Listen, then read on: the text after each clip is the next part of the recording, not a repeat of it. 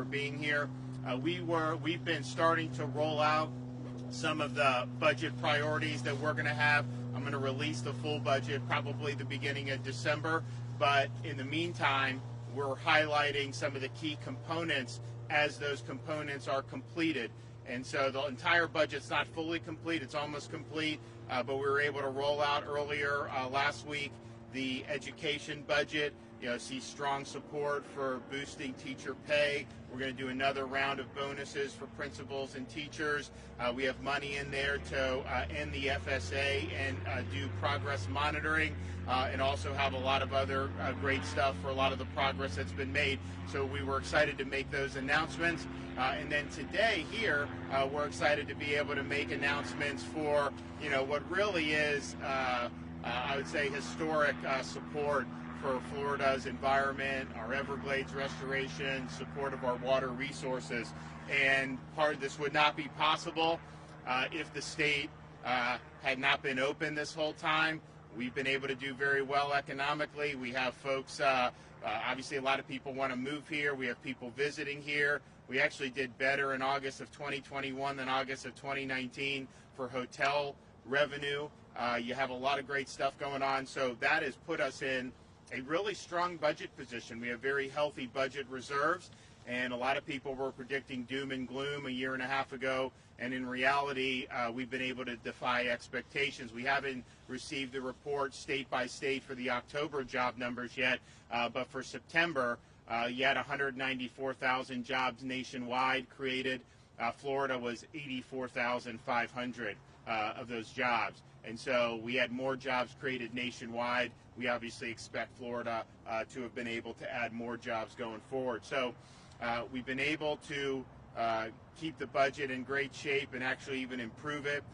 And that's really allowed us to be able to be here today to announce a really robust plan for our budget priorities for environment and natural resources. And so I had said, when I first became governor, said we are going to do $2.5 billion over 4 years for Everglades restoration, support for water resources and clean water, and that was $1 billion more than the previous 4 years. So a lot of people were happy when we announced that, but they said, to get that much more money is probably not something that's going to be feasible. And so I kind of gave points for vision, but doubted that was going to be able to come to fruition.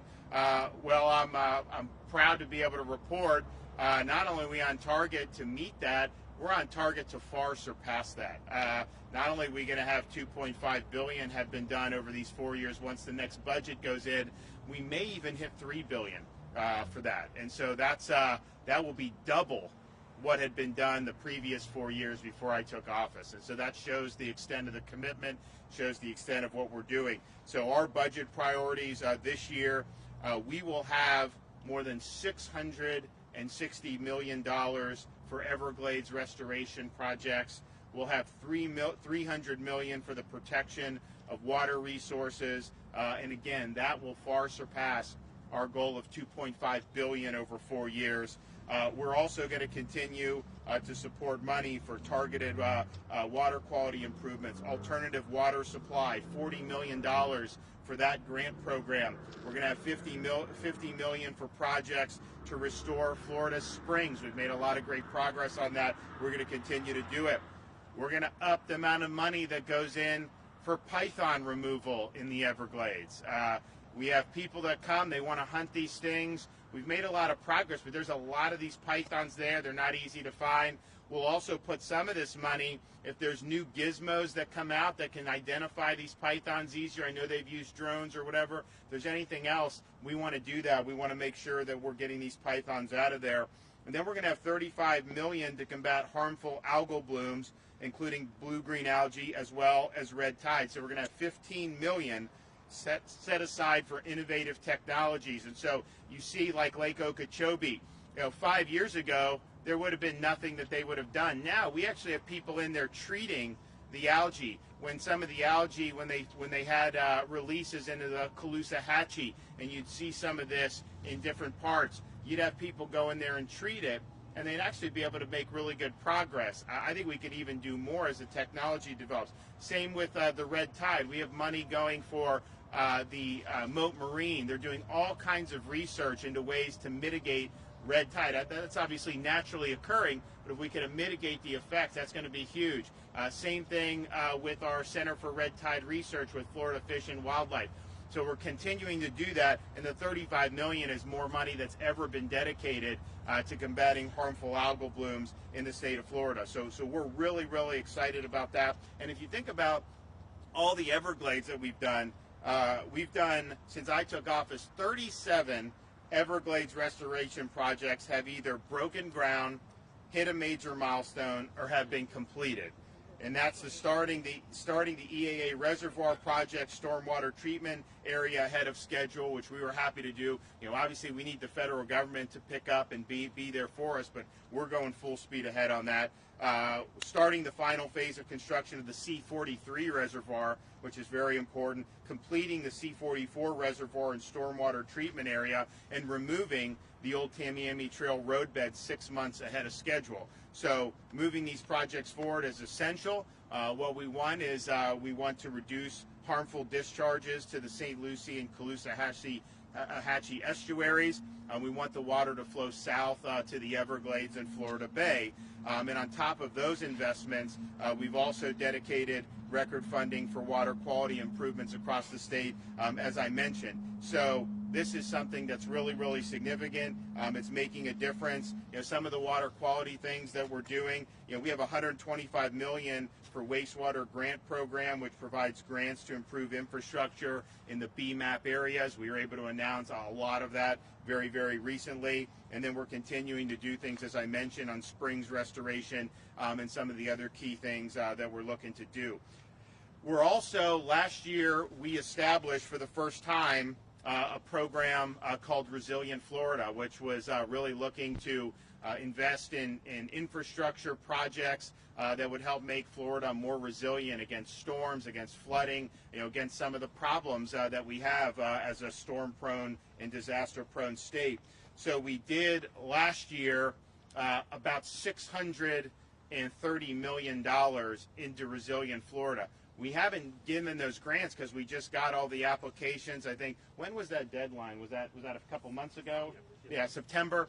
So we have that. So we're going through all that. But we're happy to say that we're going to do another $550 million to help support resiliencies of our coastal communities, and that includes $50 million for planning and coral reef protection, which we're happy about. But that will end up being over $1 billion that you're going to be able to use, and I think that will make us more able to handle some extreme weather events, helps handle flooding, all these other things that I think are really, really important. And the money, so this is big seed money. This also includes, we have recurring money that is now in statute that will say it's 100, what is it, Sean, 120, 130 million, somewhere around? Yep, around there every year automatically. So this is something that's good. The local communities, they're going to have to put up some money, and we'll likely match what they're doing. And so this way, the places that need it the most, they make the commitment, we can come in and we can get these projects done. But this wasn't even on anybody's radar 4 years ago. And we've been able to make it happen, and I think we're really leading on that in really important ways. So there's so many times where people will campaign for office or get in office and they'll say all these things, and then they never follow through on it. And I think that's we see that all the time. And when I ran, I said, we're going to make this a priority. When I got into office, I outlined a bold vision.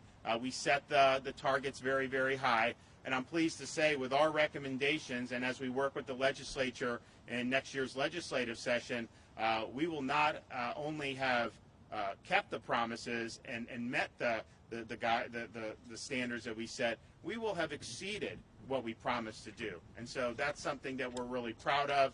And I know a lot of folks have been very, very pleased to see a really consistent focus on making sure that we're protecting Florida's natural resources, improving our water quality, restoring things like the Everglades. And so This has been great momentum over the last almost 3 years, and we're carrying this momentum into the 2022 legislative session, and I think that you're going to see great support across the board for the initiatives that we've outlined. Happy to be here, happy to have so many folks here that are doing. We're going to call up a few folks, have them make some comments as well. So we have Sean Hamilton, Secretary of DEP. Hey, good morning. Thank you, Governor. It's great to be here to celebrate this historic recommendation. And again, I know my predecessors behind me, but I don't know if I could pick a better time to be Secretary. When you think about, here sharing this exciting news about this commitment. And as the governor stated, over the past 3 years, just the commitment alone to the focus on the environment, understanding that our environment and our economy are inextricably linked.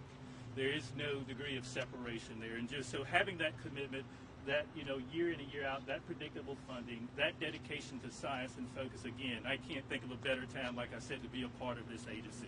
But as the governor stated, his first day in office, again, he made it clear the environment would be at the forefront of his administration going forward, not just, like he said, in the announcement, but also as a policy, as a foundation, as something to make each and every decision off of. And again, like I said, we at DEP are very appreciative of understanding that identity and understanding that focus. It makes our mission a lot more manageable, but also it makes the rewards that we're able to offer to the citizens of our state that much more greater.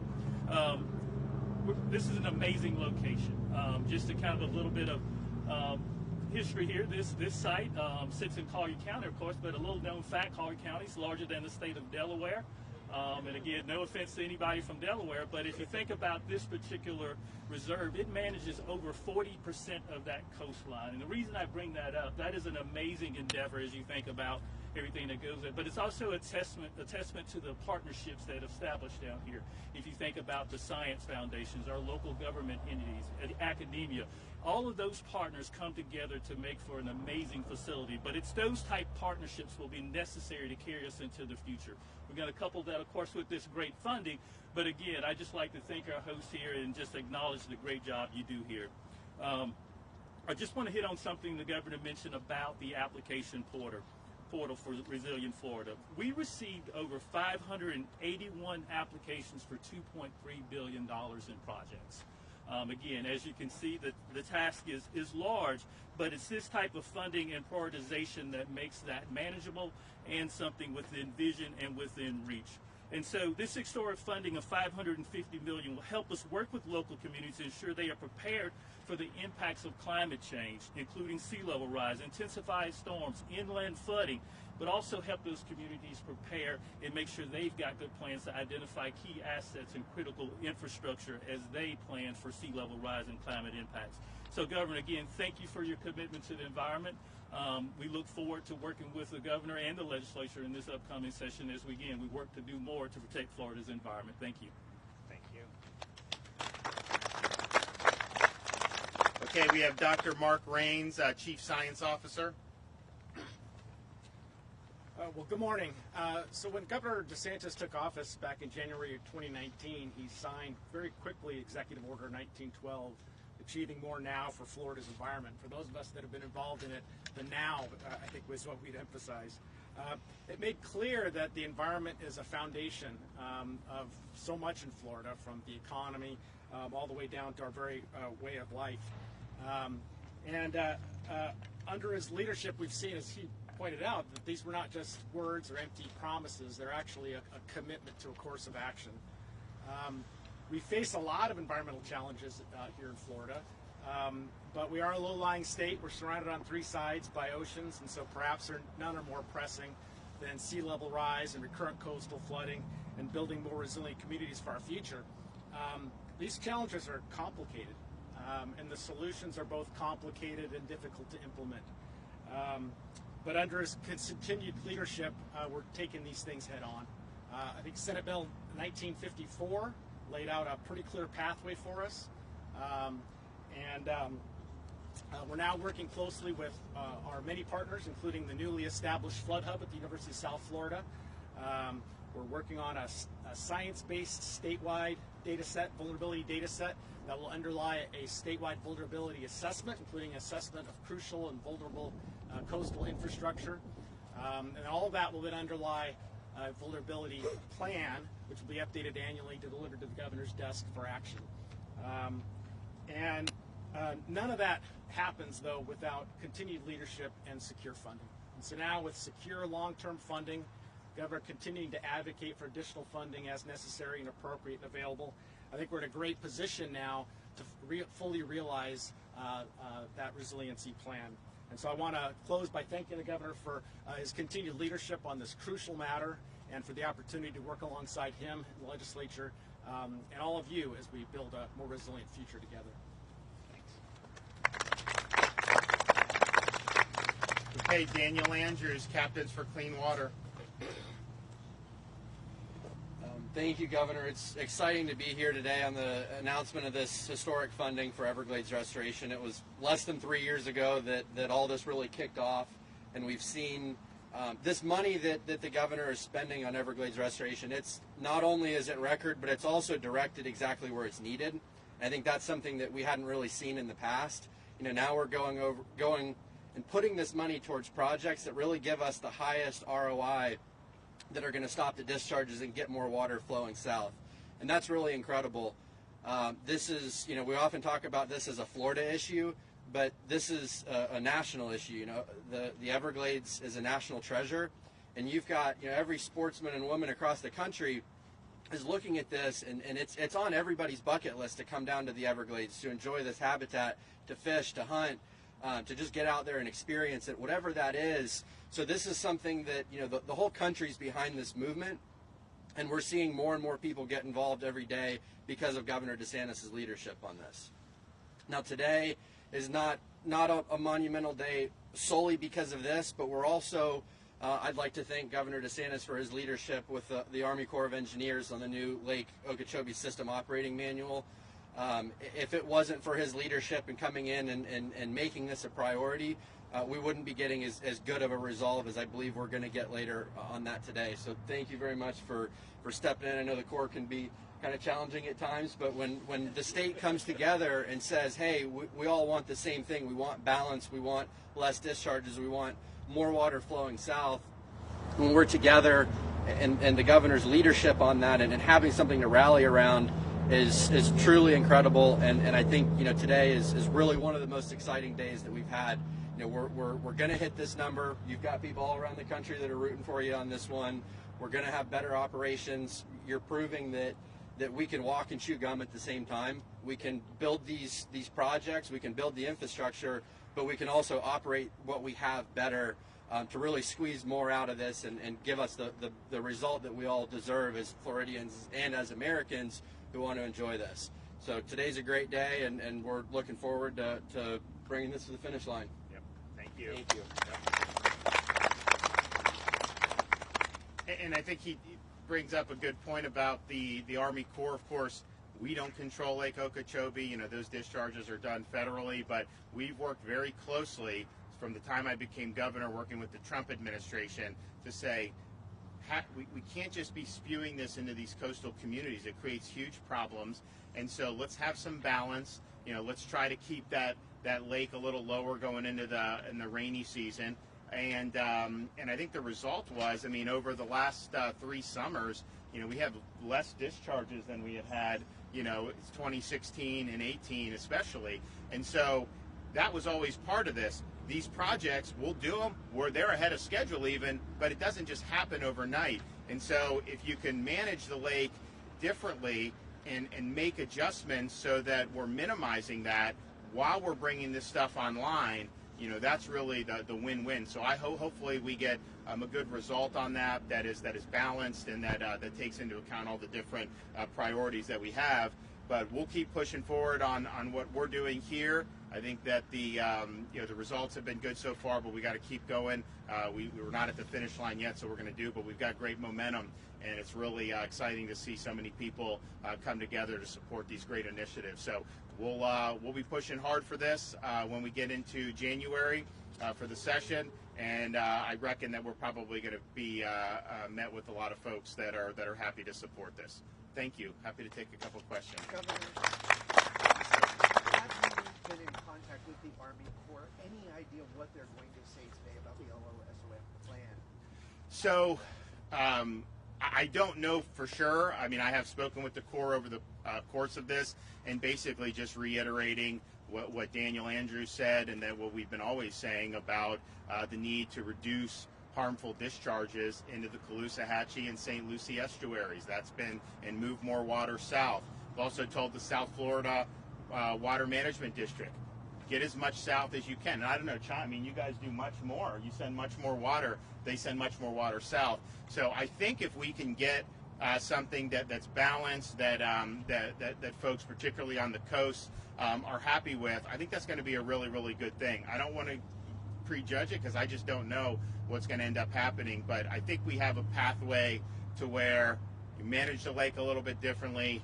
The infrastructure gets brought online, and eventually we'll be in a situation, we'll have so much infrastructure and so much water going south that things like these discharges that we're so concerned about, those will hopefully just fade into the background. But we're not there yet, and that's why the management of this going forward in the short term is so important.